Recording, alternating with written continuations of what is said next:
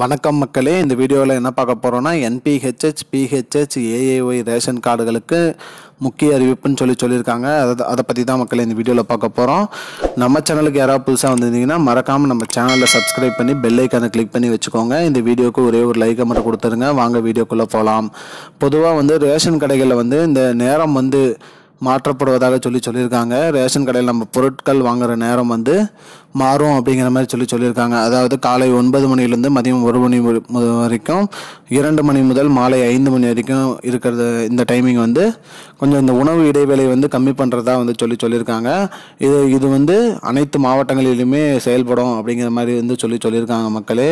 அது மட்டும் இல்லாமல் அனைத்து ரேஷன் கடைகளுக்குமே QR கோட் முறையில் ஸ்கேன் பண்ணி பணம் செலுத்தும் முறை வரப்போகுது அப்படின்னு சொல்லியிருக்காங்க. இதனால் சில்லறை தட்டுப்பாடு குறையும் மற்றும் பொருட்களோட நீங்கள் என்ன பொருட்கள் வாங்குறீங்கிறதுக்கான அமௌண்ட் டைரெக்டாக உங்களோட அரசாங்க கஜானாக்கே சென்று விடும் அப்படின்னு சொல்லியிருக்காங்க. அது மட்டும் இல்லாமல் பொருட்கள் ஏதேனும் குறிப்பிட்ட பொருளை உங்களை வாங்கியே ஆகணும்னு கட்டாயப்படுத்துறது இதில் குறைக்கலாம் அப்படிங்கிற மாதிரி சொல்லியிருக்காங்க மக்களே. மேலும் அனைத்து ரேஷன் கடைகளிலுமே ஆதார் எண்ணை இணைக்க சொல்லிட்டு இருக்காங்க. இணைச்சி உங்களோட ரேஷன் கார்டோட ரேஷன் எண்ணோட ஆதார் எண்ணை இணைச்சிடுங்க. அதன் மூலிமா மேலும் உங்கள் ஃபோன் நம்பரையும் இணைக்கிறது மூலிமா உங்களுக்கு மெசேஜ் வரும். மெசேஜ் வராதவங்க உங்கள் ஃபோன் நம்பரையும் கொண்டு போய் கொடுத்து புதுப்பிச்சுக்கோங்க.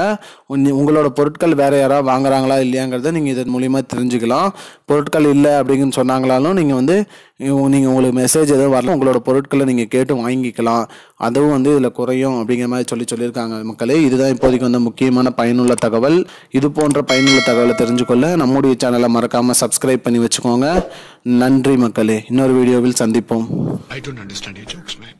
Because it's not a joke.